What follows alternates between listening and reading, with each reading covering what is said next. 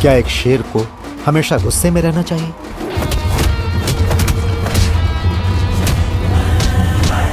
प्रतीक्षा करना, सोना, ये सब भी उसके गुण हैं। उसे सोने दो, एक आंख खोल के सोने दो, और जब जरूरत पड़े तब जाग जाओ।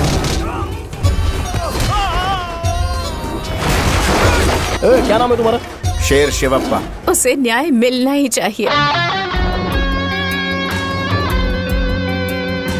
ये जूते आपको गवर्नमेंट ने दिए हैं, और ये मैंने दिया है। तुम एकदम रेयर पीस हो भाई। मार!